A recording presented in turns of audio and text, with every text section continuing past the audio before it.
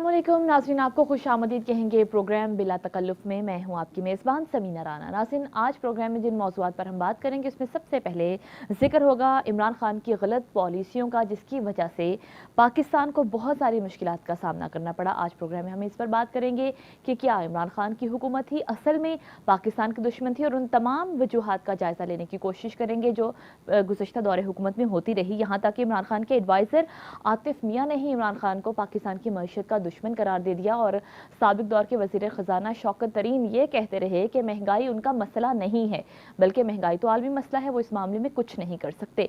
क्या इस तरह के स्टेटमेंट्स और जो इक़दामात होते रहे अमली तौर पर, वो पाकिस्तान दोस्ती या पाकिस्तान अवाम दुश्मनी बेसिकली कहा जाए तो गलत नहीं होगा? क्या इसका सबूत था? इस पर बात करेंगे। जो हमारा नेक्स्ट टॉपिक है प्रोग्राम में, वो एक बड़ी करप्शन की कहानी सामने आई। पब्लिक अकाउंट्स कमेटी ने महमद डैम की करप्शन का केस उठा लिया है, और इसमें यह कहा गया कि 9 अरब डोनेशन जमा करने थे, लेकिन इमरान खान की हुकूमत ने ये डोनेशन जमा करने के लिए 13 अरब रुपए इश्तिहारात की मद में लगा दिए। ऐसा क्यों हुआ? इसका फ़ायदा किसको हुआ? इस पर हम प्रोग्राम में बात करेंगे। और अब ऑडिटर जनरल ऑफ पाकिस्तान ने महमद डैम और भाषा डैम के ठेकों में करप्शन के हवाले से जो मुलव्वस मुल्ज़िमान हैं उनको सज़ा देने का मुतालिबा कर दिया है। इसके अलावा जो हमारा तीसरा टॉपिक है प्रोग्राम में, उस पर वो ये है कि लाहौर हाई कोर्ट ने FBR के खिलाफ प्लॉट के ऊपर 5% टैक्स लगाने की रिट दाखिल हो गई है। इमरान खान की हुकूमत ने बिल्डर्स को टैक्स एमनेस्टी की सूरत में 3 दफ़ा का जो NRO दिया है, इसका फ़ायदा किसको हुआ और ऐसा क्यों कर किया गया? इस पर प्रोग्राम में हम बात करेंगे। और रियल एस्टेट इन्वेस्टमेंट बनाने पर इमरान खान ने जो मुआफ़ियाँ दी, जो टैक्स छूट दी, उसका फ़ायदा किसने हासिल किया, ये भी हम प्रोग्राम में जानेंगे। और आर्टिकल 184(3) के केसेस में रजिस्ट्रार के इख्तियारात भी ख़त्म कर दिए गए हैं। प्रोग्राम में इस पर भी हम बात करेंगे। इन तमाम मौज़ूआत पर बात करने के लिए प्रोग्राम में हमारे साथ मौजूद हैं सैयद आदिल गिलानी साहब, साबिक सफ़ीर, और दानिश्वर। अस्सलाम वालेकुम सर। वालेकुम सलाम। सर कैसे हैं आप? अल्लाह का शुक्र है। सर, आज बहुत बड़ा दिन है पाकिस्तान की तारीख़ में, लेकिन सबसे पहले ज़रा हम ये बात कर लेते हैं कि गुज़श्ता दौरे हुकूमत की, जैसे मैंने बात की इमरान खान दौर की, इसमें बहुत सारे गलत फ़ैसले होते रहे, बहुत सारे गलत स्टेटमेंट्स आती रहीं, ना सिर्फ स्टेटमेंट बल्कि उन पर अमल किया जाता रहा। क्या पाकिस्तान के साथ दुश्मनी निभाई गई, अवाम दोस्ती का कहकर जो चीज़ें होती रहीं, उसने पाकिस्तान को कितनी मुश्किलात का सामना करना पड़ा इस वजह से? देखिए, पाकिस्तान की तारीख़ जो है वो बहुत ख़राब है, और ख़राब जो है वो इन पॉलिटिशियंस की वजह से, इन ब्यूरोक्रेट्स की वजह से, इन इस्टेब्लिशमेंट की वजह से, इस जुडिशरी की वजह से पाकिस्तान जो है वो जब से बना है मुश्किलात का शिकार रहा है। ये पाकिस्तान वो पाकिस्तान है ही नहीं। जो कायदे आज़म ने पाकिस्तान बनाया था वो यहिया खान ने 1971 में तोड़ दिया। तो ये कहना कि पाकिस्तान के हम रखवाले हैं, या PTI बोल रही है, या नून लीग बोल रही है, या पीपल पार्टी बोल रही है, वो बात ही गलत है। आज जो पाकिस्तान की कंडीशन है, जो कंडीशन ये मैं आपको हकीकतन बताता हूँ कि 2017 में जो साजिश पाकिस्तान के ख़िलाफ़ की गई थी, जिसमें साकिब निसार ने प्राइम मिनिस्टर को जो है वो अकामा के ऊपर जो डिस्क्वालीफाई किया था, और उसकी वीडियो भी आ गई हैं, उसकी ऑडियो भी आ गई हैं कि ये सब साजिश थी। और उस साजिश के बाद उस वक्त पाकिस्तान की इकॉनमी जो है वो कितनी ऊंची जा रही थी, डेवलपमेंट सब कुछ जा रहा था, 100 रुपये का डॉलर था। आज पाकिस्तान का डॉलर जो है 230 रुपये का हो गया है। ये सारी उस साजिश का अमली नमूना है जो साकिब निसार से शुरू हुआ था। उसमें इस्टेब्लिशमेंट भी शामिल थी, पॉलिटिशियन भी शामिल थे, और ये हुकूमत के नुमाइंदे भी शामिल थे जो कि धरना लगा के बैठे हुए थे। और आज भी जो है ये हो रहा है। ये साकिब निसार साहब जो हैं वो PTI के एडवाइज़र हैं। उनको पिछले महीने बुलाया गया था, जब वो नो कॉन्फिडेंस मूव से हट गए थे प्राइम मिनिस्टर, तो उन्होंने साकिब निसार को बुलाया। उन्होंने बगैर सुप्रीम कोर्ट में जाके फिर अब जो चीज़ें की हैं, अब कोर्ट जो है हर उस चीज़ को रुकावट डाल रहा है जिससे पाकिस्तान की तरक्की हो रही है। कोर्ट अपने काम नहीं कर रहा, वो काम कर रहा है जिसकी वजह से पाकिस्तान की इकॉनमी का सत्यानाश हो रहा है। और इस वक्त जो है वो हमारी इकॉनमी जो है वो डूम्स डे की तरफ जा रही है, और उस पर थ्रेट दे रहे हैं, कोई पूछने वाला नहीं है। एक FIA के ट्रांसफ़र पे सुमोटो केस ले लेता है सुप्रीम कोर्ट, इस पर नहीं लेता कि मैं पाकिस्तान के ऊपर हमला कर दूंगा, पाकिस्तान को श्रीलंका बना दूंगा। और ये जो है चीफ इलेक्शन कमिश्नर जो है बेईमान है, इस पर एक्शन क्यों नहीं होता? बिल्कुल। ये पाकिस्तान का अगर यही हाल रहा तो ये पाकिस्तान, मैं आपको बता दूं कि ये पाकिस्तान दोबारा टूट जाएगा।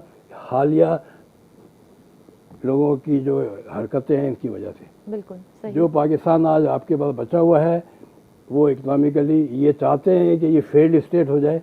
ये शौकत तरीन ये यानी आप ये देखें ना इसके कि जब ये पाकिस्तान में हुकूमत इमरान खान की आई तो उन्होंने नॉमिनेट किया था अपने बहुत बड़ी टीम, माशी टीम को। उसमें आतिफ मियाँ जो है वहाँ पे प्रिंसटन में प्रोफेसर है, उनको डाला था।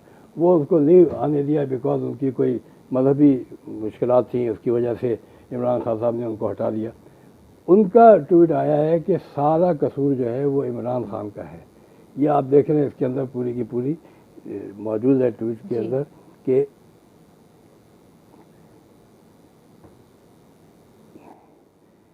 यानी इनको जो है वो सितंबर 2018 में एडवाइज़र आतिफ मियाँ जो प्रिंसटन यूनिवर्सिटी के अपॉइंटमेंट किया था और उसके बाद इमरान खान के ऊपर प्रेशर आया।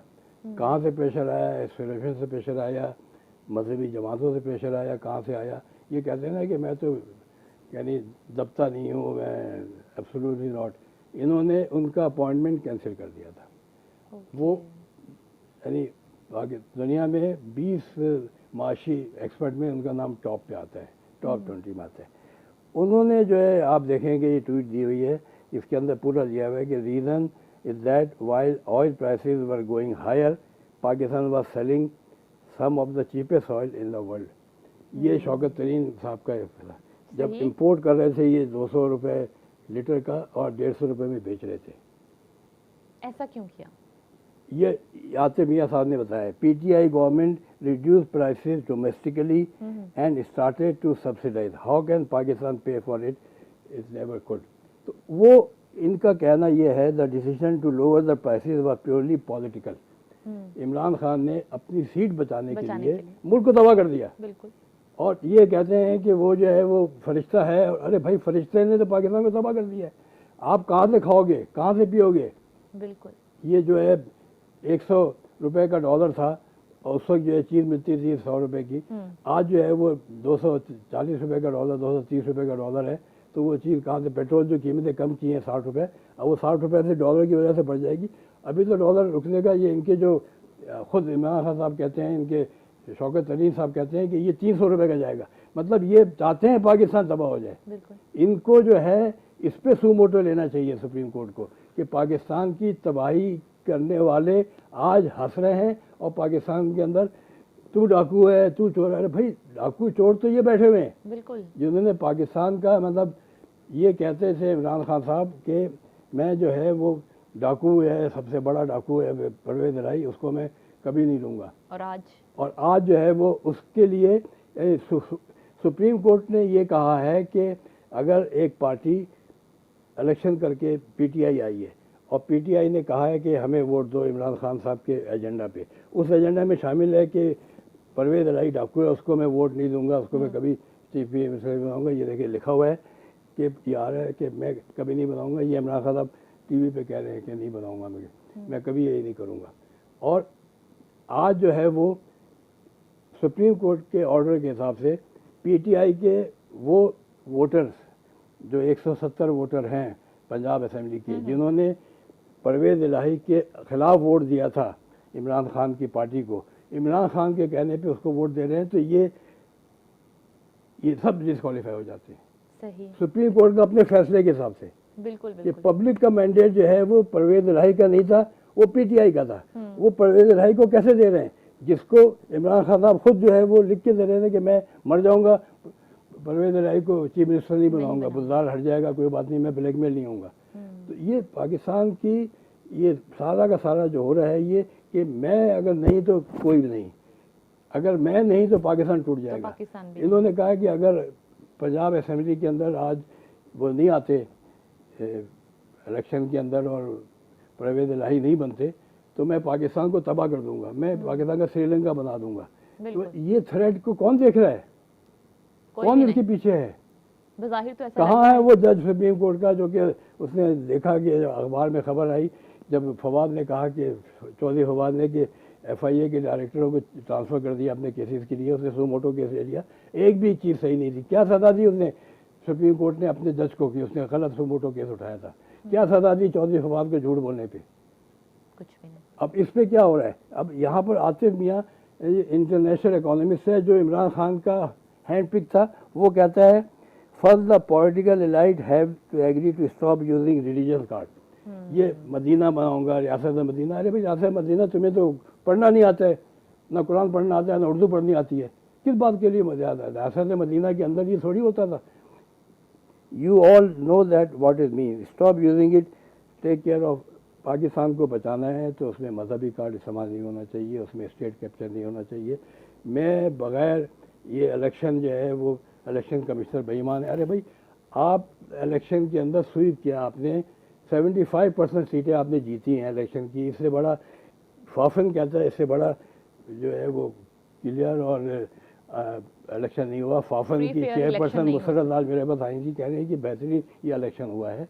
उस पर ये कहते हैं कि बेईमानी हुई है और चीफ इलेक्शन कमिश्नर बेईमान है। इस पर इनको सजा देनी चाहिए या प्रूव करें कि चीफ इलेक्शन कमिश्नर जाके शहबाज शरीफ से मिलता है और मरियम नवाज से मिलता है, उन्होंने इल्ज़ाम लगाया है। अगर इल्ज़ाम गलत प्रूफ होता है तो इनके कहने पे, पार्टी के चीफ के कहने पे लोग जो है वो सड़क पे निकल के मारना शुरू कर देते हैं लोगों को। जो हाल हुआ है ये इसका पाकिस्तान का, ये आतिफ मियाँ आप देखें, आतिफ मियाँ का कहना यही है कि अच्छा उसने जब कहना शुरू किया तो इनके यूथिया जो है उन्होंने ट्विटर पे उसको गालियाँ देनी शुरू कर दी आतिफ मियाँ को, जो इनका अपना आदमी। बिल्कुल सच्चाई तो कुछ सुनना नहीं चाहते ना। सर ब्रेक पे जाना है, ब्रेक के बाद वापस आएंगे। तो आज 22 जुलाई है, वज़ीर आला पंजाब का इंतखाब दोबारा से होना है, इस पर भी मैं आपके रिमार्क्स लेना चाहूँगी। नाज़रीन एक ब्रेक के बाद वापस आएंगे हमारे साथ।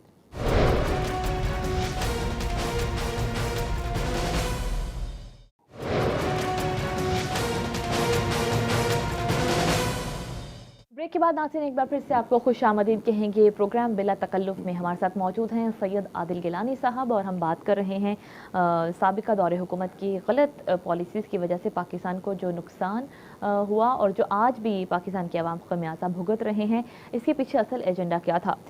सर ब्रेक पे जाने से पहले जैसे हम बात कर रहे थे, मैं चाहूँगी आप अपनी बात को वहीं से कंटिन्यू कीजिए। लेकिन मैं ये बता रहा हूँ कि आतिफ मियाँ का ये कल का ट्वीट है, powerful are knee deep into unproductive rent-seeking sectors like real estate and sugar.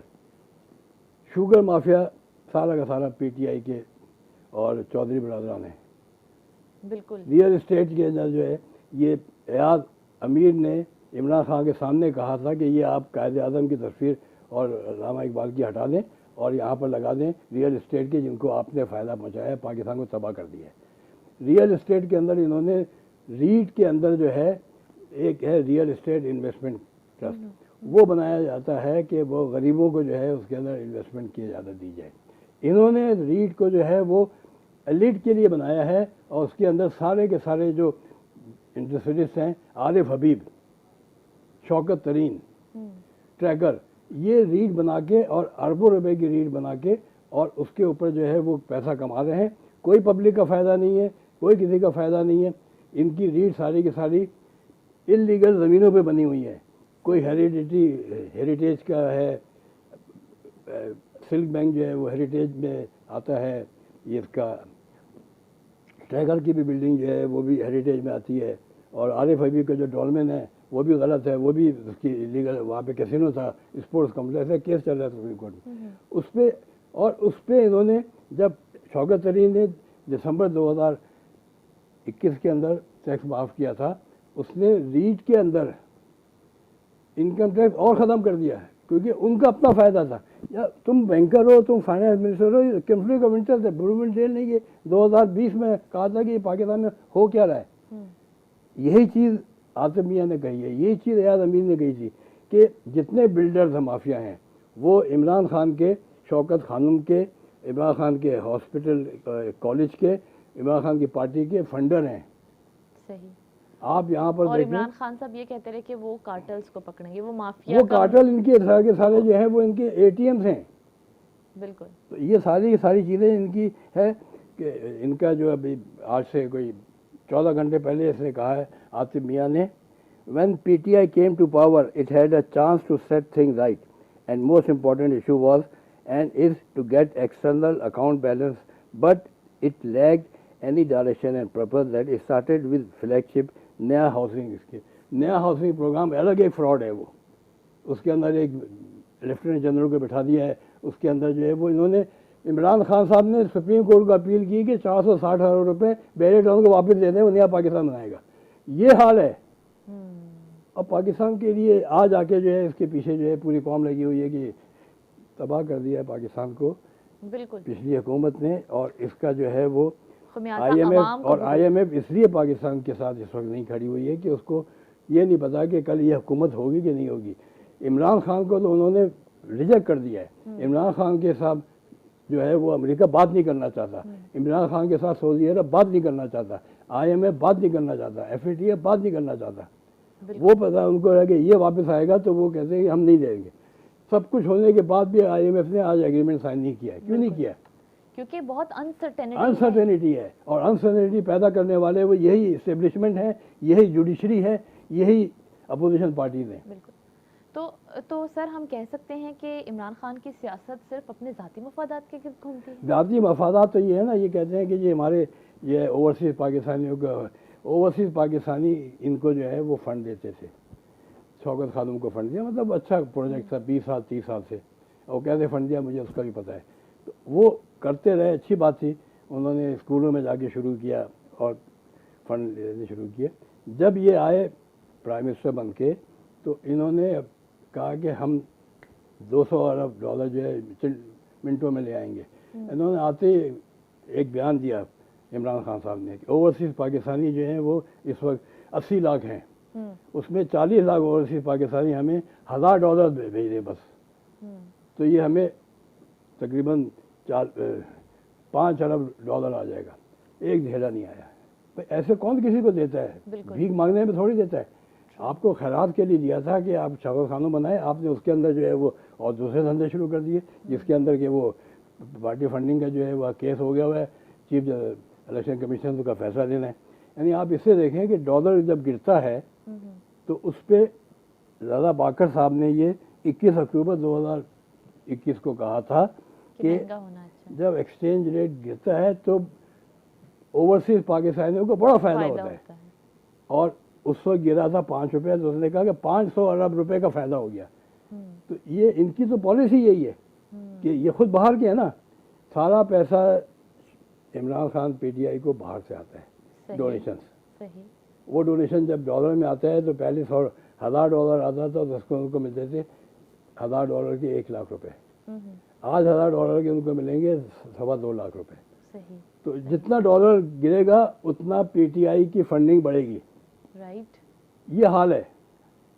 सही। ऐसे गवर्नर को लेकर आए हैं जो IMF का मुलाजिम था, अब चला गया, अब दूसरा गवर्नर लगाने नहीं दे रही IMF कि हमारे दूसरे आदमी को लगाओ। कोई नदीम साहब हैं IMF के, उसको लगाने के लिए जिद कर रहे हैं। तो बस इस तरह तो मुल्क नहीं चल सकता ना। बिल्कुल। कि आपको जो है वो पीछे से जो है वो सुप्रीम कोर्ट रोक रही है, उधर से जो है वो PTI जो है वो धमकियाँ दे रही है, उधर से जो है वो IMF जो है वो कर रहा है। फॉरेन कंट्रीज के अंदर जो हमारे दोस्त थे, तुर्की, ईरान, सऊदी अरब, चाइना, उनको भरोसा नहीं है कि हम पाकिस्तान को पैसा देंगे तो इमरान खान आ गया तो कहाँ क्या होगा। लेकिन सर आप क्या समझते हैं, अगर ये सिलसिला पाकिस्तान की सियासत में नहीं रुका, आज पाकिस्तान में महंगाई जहां पर पहुंच गई है, आज 22 जुलाई है, वज़ीर आला पंजाब का दोबारा से इंतखाब होने जा रहा है, अगर ये सिलसिला नहीं रुका, किसी ने भी नहीं रोका, तो आप मुस्तकबिल क्या देखते हैं पाकिस्तान का? पाकिस्तान के अवाम का क्या मुस्तकबिल? पाकिस्तान के अवाम का मुस्तकबिल ये है कि अवाम को खड़ा होना चाहिए इन हरकतों के ख़िलाफ़ जो कि PTI और कोर्ट्स और एजेंसीज कर रही हैं। ये पाकिस्तानी दुश्मनी है ये। और जब तक कि ये यानी अगर ये नहीं किया और अगर इनकी धमकियों के ऊपर एक्शन नहीं लिया, लॉ को नहीं चलने दिया, सुप्रीम कोर्ट ने हुकूमत नहीं चलने दी, तो ये पाकिस्तान में आपको बताऊं 71 में पाकिस्तान के 2 हिस्से हो गए थे। बहुत जल्द ये इमरान खान का कहना सही हो जाएगा कि वो चाहता है पाकिस्तान के 3 हिस्से और हो जाएं। ये इमरान खान साहब ने 2 महीने पहले 25 मई को मेरे ख्याल से ये ऐलान किया था। तो ये तो हाल है। ठीक है, तो ऐसे बयानात पर सर फिर एक्शन तो होना बनता है। एक्शन लेने कौन एक्शन लेगा? सुमोटो उस पर तो ले लेते हैं ना FIA के केस के ऊपर। सुमोटो सुप्रीम कोर्ट है, हाई कोर्ट है, करप्शन के केस आते हैं तो उसके पीटीआई के जो है वो सारे केसेस इससे माफ ऑर्डर हो दे जाते दिए, हैं, स्टे ऑर्डर पीएससी ने इससे ऑर्डर दे दिए, पीएससी के ऊपर भी करप्शन का केस नहीं निकाला। अभी तो कैसे चलेगा मुल्क? सही। अभी आप देखें कि ये इसके अंदर जो है ये सर PSC अभी ने- आपने करप्शन का जिक्र किया तो अगर आप इजाजत दें तो अगला टॉपिक भी इससे जी, अगले रिलेटेड है, उस टॉपिक पर पे चले आ जाएं। जाएं। पब्लिक अकाउंट्स कमेटी ने महमद डैम करप्शन का केस उठा लिया। इसमें भी बड़ी मज़ाक़ाखेज़ बात की है कि 9 अरब की डोनेशन जमा करनी थी और 13 अरब के इश्तिहारात दे दिए। देखिए मैंने कहा ना, इस मुल्क में आज के जो पाकिस्तान के हालात है उसकी तबाही का जिम्मेदार, अभी तो बहुत तबाही आनी है। महमद डैम और भाषा डैम जो अवार्ड हुए हैं वो टोटल इलीगल अवार्ड हुए। ऑडिटर जनरल पाकिस्तान की रिपोर्ट है 2020 की 2021 की। सही। और उसके अंदर दूसरी पार्टी थी चाइना पावर और RW, उनको डिस्क्वालीफाई कर दिया, एक्सपीरियंस नहीं है। जब भाषा डैम का टेंडर उसके साथ ही हुआ तो उसमें चाइना गजेबो को डिस्क्वालीफाई कर दिया कि ये उनके पास एक्सपीरियंस नहीं है, और चाइना पावर को अवार्ड कर दिया सिंगल टेंडर। ये चीज़ जो है वो उसने उठाई है ऑडिटर जनरल ने। तो ये जो इसके डैम फंड का जो है साकिब निसार साहब ने कहा चंदा जमा, ये काम सुप्रीम कोर्ट का था। सुप्रीम कोर्ट का काम है केसेस को ख़त्म करे। जो उसके बाद केसेस, उसने केस तो चलने नहीं दिए कोई भी। वो डैम पे आ गया, डैम के अवार्ड पे आ गया, डैम के फंड पे आ गया। उस फंड पे जो इसने पैसा दाया किया है उसमें सुप्रीम कोर्ट भी इन्वॉल्व है, पीटीआई की हुकूमत भी इन्वॉल्व है, ministry of water and power भी इन्वॉल्व है, फैसल वाडा भी इन्वॉल्व है।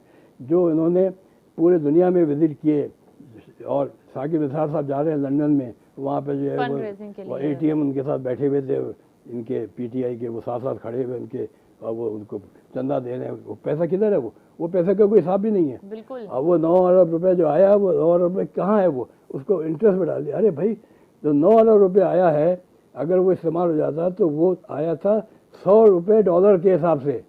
मैंने भेजा था सर्बिया से, सही। 2 लाख रुपए करके, 100 रुपये डॉलर। आज जो है वो अगर डॉलर पड़ा रहता तो हो जाता 20 अरब रुपए हो जाता। तो वो कहाँ है? वो कहाँ है? रखा हुआ है, अचार डालने के लिए रखा हुआ है पैसा। सुप्रीम कोर्ट कुछ नहीं उसको आता। उसका क्या काम है? 460 अरब रुपए का उन्होंने फाइन कर दिया उसके ऊपर बैरिया टाउन पे। वो पैसा कहाँ है? पूरा रिकवरी भी नहीं हो रही। जो हो रही है तो उसको मुल्क की डेवलपमेंट के लिए खर्च करना चाहिए ना। आप मांग मांग के जा रहे हैं, ये 20% पे बाहर से उधार ले रहे हैं। सुप्रीम कोर्ट जो है वो बैठा हुआ है पैसों के ऊपर। क्यों? सारा पैसा हुकूमत का है, चाहे वो प्रोविंस के पास हो, चाहे वो फेडरल के पास हो, चाहे कोर्ट के पास हो, चाहे the owner is the government of Pakistan. अवाम उसकी ओनर है, अवाम के पास खर्च होना चाहिए। शहजाद अकबर के ऊपर केस बना हुआ है, 50 अरब रुपए उसने जो है वो गिफ्ट कर दिया एक ठेकेदार को, जो वहाँ से रिकवरी हुई थी, वो पे नैब ने केस उठाया हुआ है। तो ये कैसे इसका हल है? तो यही चीज़ जो है डैम का है, भी इसके अंदर उन्होंने केस उठा लिया। तो आपको लगता है सर कि ये जो जिम्मेदार हैं इनको सज़ा मिल पाएगी?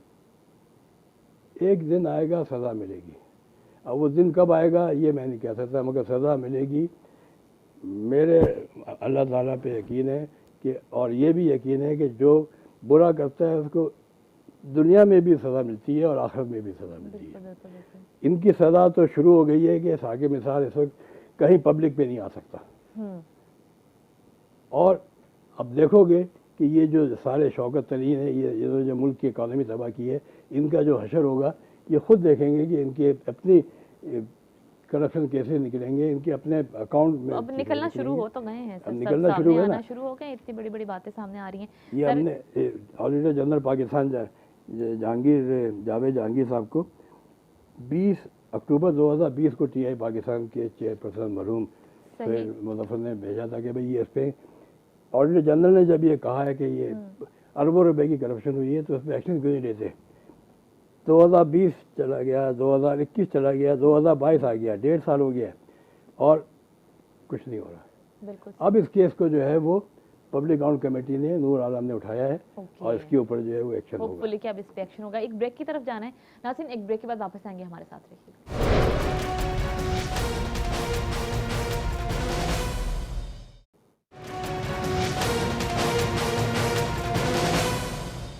नाज़रीन, ब्रेक के बाद एक बार फिर से आपको प्रोग्राम में खुशामदीद कहेंगे और अब हम बात करेंगे, हमारा जो तीसरा टॉपिक है, लाहौर हाई कोर्ट ने FBR के खिलाफ प्लॉट के ऊपर 5% टैक्स लगाने की रिट दाखिल हो गई है।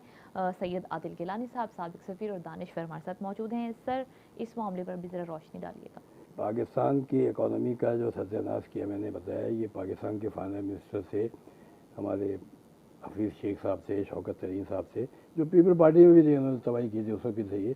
तो इनकी जो है, इन्होंने टैक्स लगा दिया।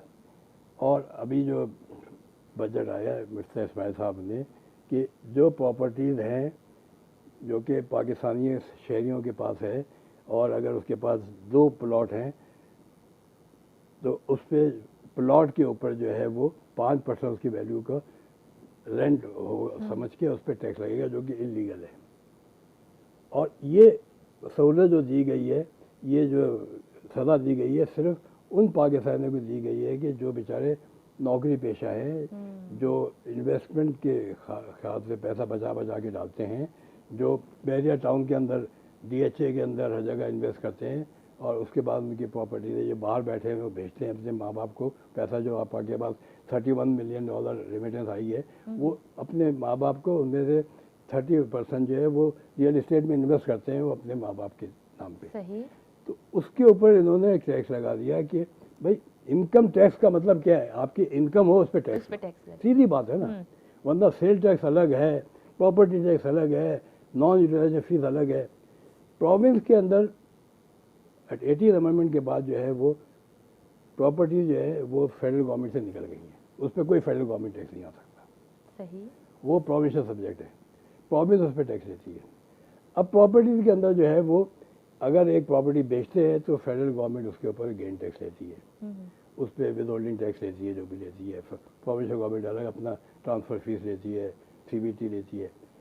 मगर एक प्रॉपर्टी जो है, अगर आपके पास आपके वालिद ने आपको 2 प्लॉट दिए, और आप अपने वालिद के साथ ही रहती हैं, और आपके पास 2 प्लॉट है DHA के अंदर, और उनकी कीमत जो है 10 करोड़ रुपए है, तो वो पड़े हुए, उसके अंदर कोई उसके इनकम नहीं हो रही है।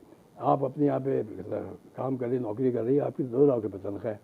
अब वो 10 करोड़ की उसकी वैल्यू है FBR की प्लॉटों की, उस पर जो है वो 5% के हिसाब से कोई 5-6 लाख रुपए आपको इनकम टैक्स साल का देना पड़ेगा।